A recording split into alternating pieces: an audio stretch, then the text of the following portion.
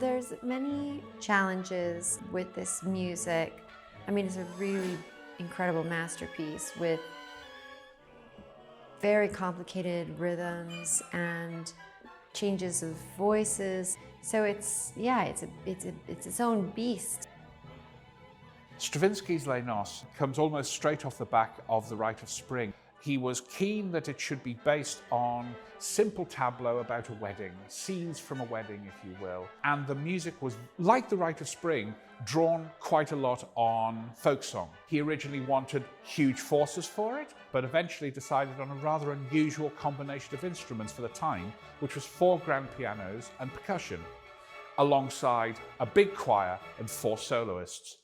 A simple matter of logistics in a theatre when this is part of a triple bill means you can't always get 4 pianos in and out of a pit. Fortune was on our side because in 2005, the Los Angeles Philharmonic commissioned a composer by the name of 𝗕𝗡𝗚𝗟𝗧𝗘𝗗𝗏 to do an orchestrated version, to turn it into a more lavish and spectacular choral work.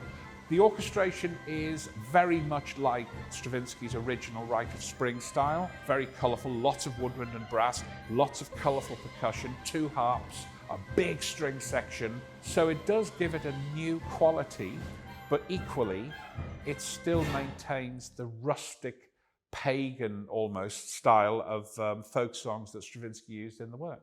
We have the magnificent English National Ballet Philharmonic contributing their unique talents. I think the first balletic premiere of this version. I made it a little bit even harder, I think, in that I'm not following the story that Stravinsky was imagining. And so I think figuring out how to make the puzzle fit has been an interesting process. I feel really proud of the work that the dancers have done, that we've done. And it's shaped into a story ballet, which I've never done before. It's moving at like a breakneck speed, this composition of his. And there were some moments that I felt like we needed to slow down a little bit and take a moment to ready ourselves for the next like roller coaster. And it gave me an opportunity to fit in some narrative. Will is a composer I've worked with for many years now.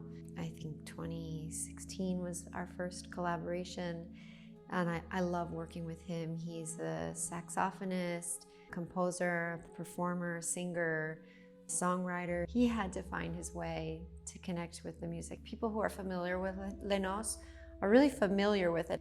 Is it possible to have a new experience with this music?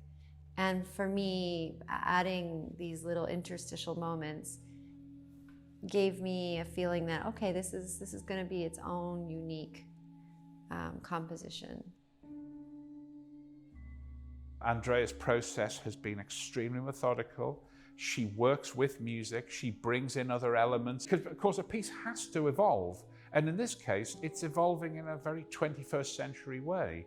There's small interstitial moments of other sound, which has nothing to do with an orchestra or a choir, but it does actually change the mood. It does feel like there's opportunity for reflection before the next wedding scene happens.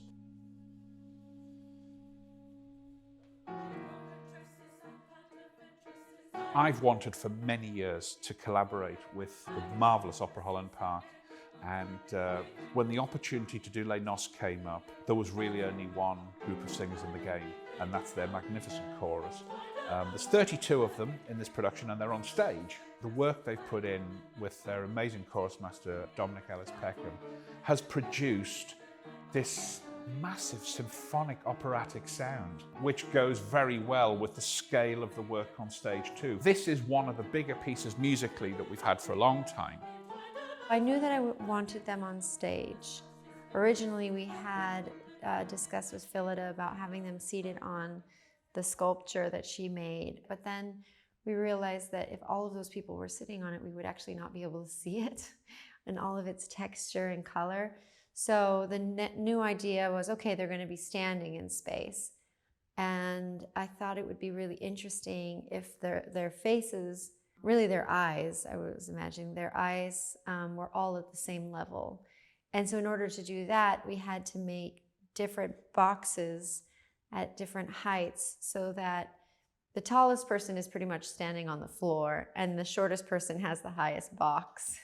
And it created this really beautiful topography with these boxes where they're all standing in a beautiful, very crisp, straight line of their faces across the stage. It's especially an incredible opportunity to work with Gavin. You know, he comes to every rehearsal he possibly can fit into his schedule. He knows the choreography by heart. Every work has an opportunity to be reborn and lived in a new way, especially when you're mixing it with other mediums like dance. So I'm really thankful to his availability and collaboration with me to find out how we're gonna come together.